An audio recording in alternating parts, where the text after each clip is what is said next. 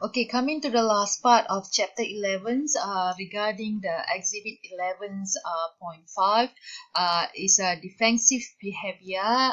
Defensive behavior shows when employees see politics as a threat.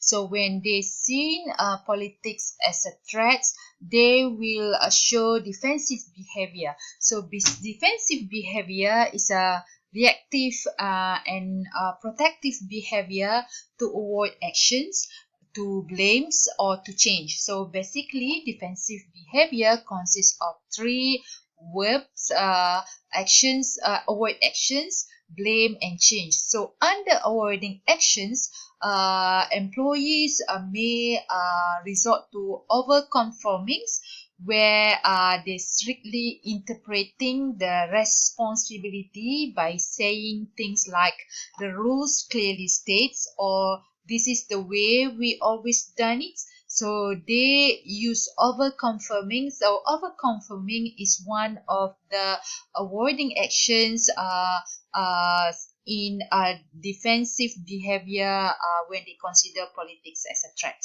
So they also can use buck passings, where they transferring responsibility for the executions of the task or decision to someone else.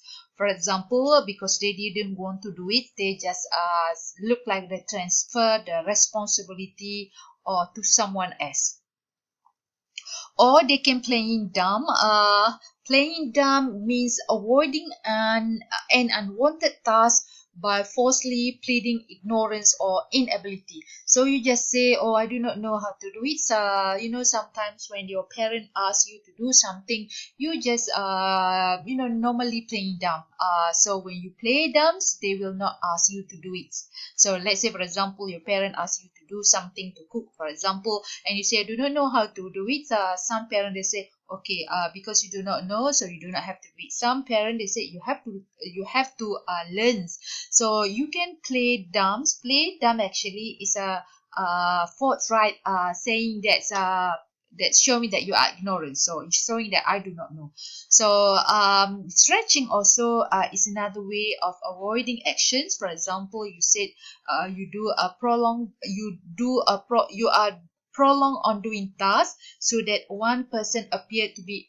you appear to be occupied. For example, people may have, or your managers may have many tasks for you to be done, but you do not want to do your many other tasks, so you just prolong on performing the task. So when you takes time performing the task, people will not give you another task. So that's stretching.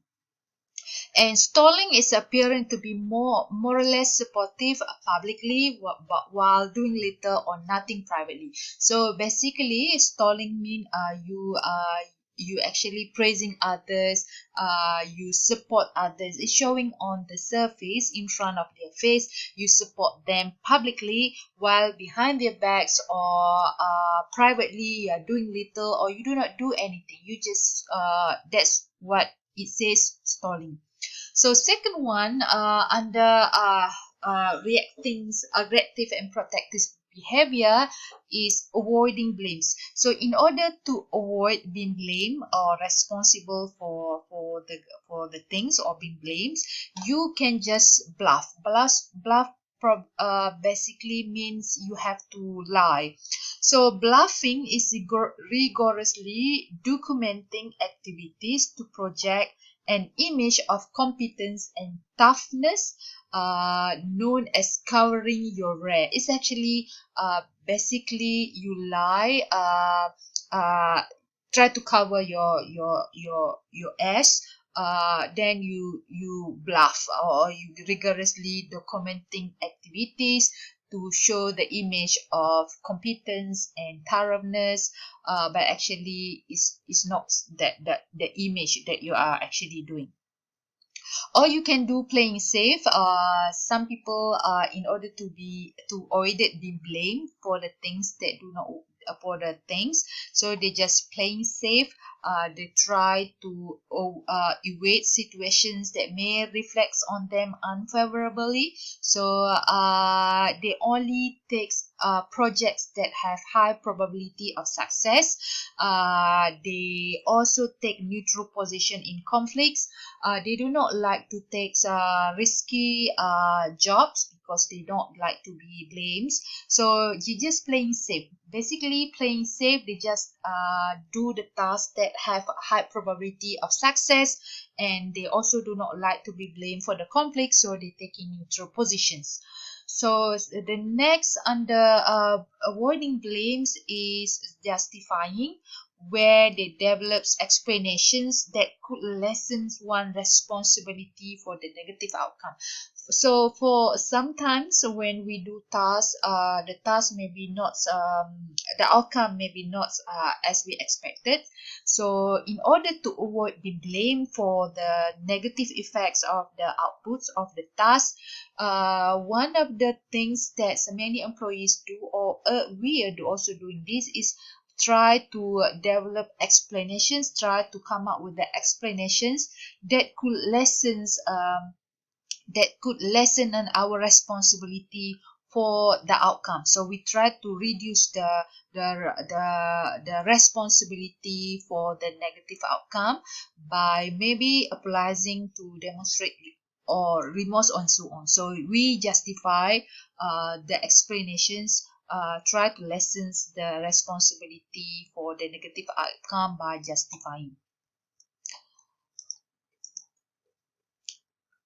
Or for you can use, in order to avoid being blamed, you can use scapegoating. Scapegoating, in bahasa we call it kambing hitam.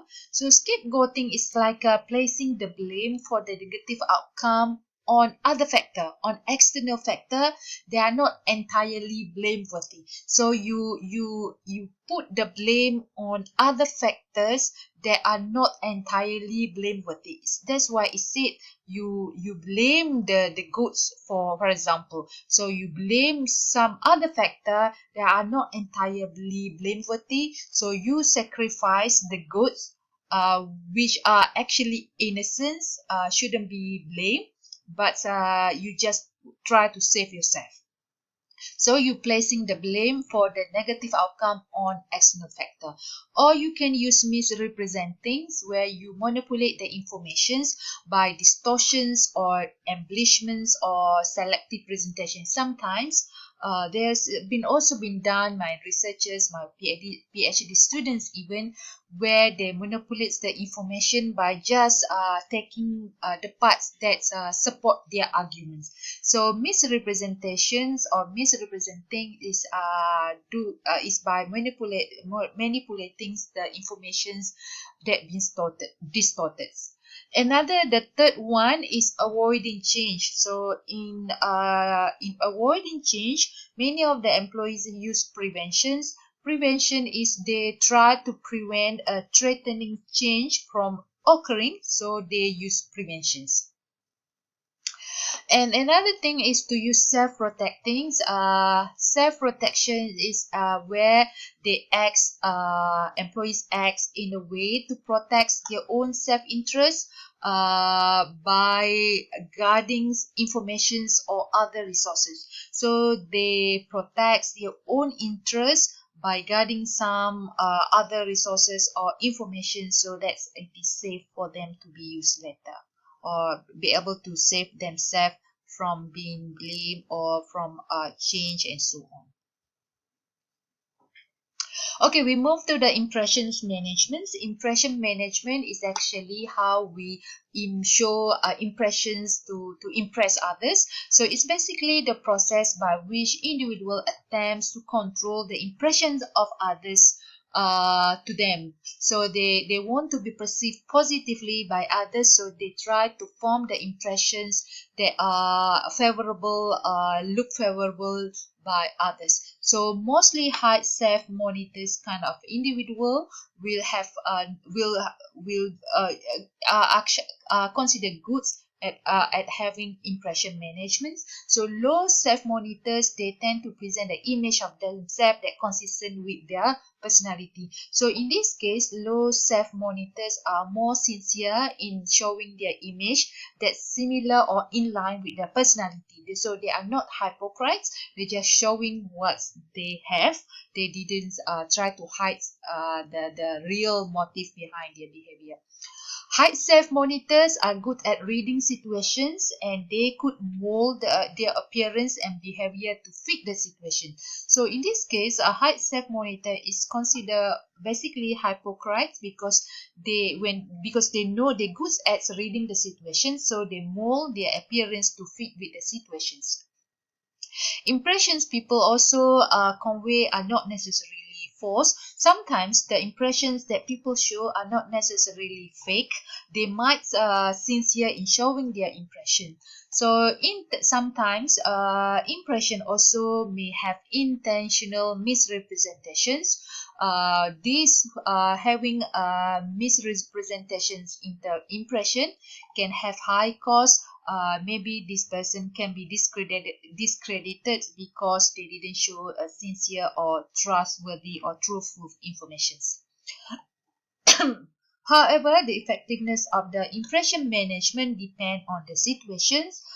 Sometimes situation need you to have good impression management. Sometimes it does not.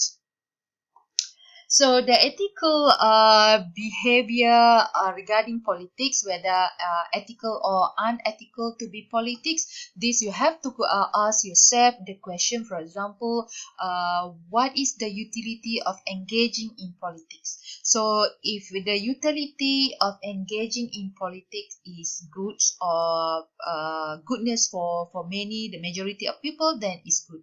If just goodness or utility just for your own interest, then it is unethical. So how does the utility of engaging in political behavior balance out any harms? For example, if engage in political behavior could contribute to could have a potential harm to others, so it considered unethical. So if also could lead to harmful effects on others, it also considered unethical. So does the political activity conform to the standard of equity and justice? If the political activities that you are involved with are actually conform to the standards of equity and justice for all, that consider ethical. If just justice and equity for you only or for the people that you have interest, so it's considered unethical. So this is actually the political maps when in the organizations. For example, this is actually based on green is a close connections, blue is a loose connection, red is no connection at all. So you can have a connection with the reds, that means with no connection at all, through people that you have close connections. So people sometimes, in order to get benefits from people with no connection with them, they use people with have close connections and move to the loose connections to have to get the benefit, to get in contact with the those who have no connections at all with them. So this is basically how it's mentions about political maps. Okay, that's it, chapter 11.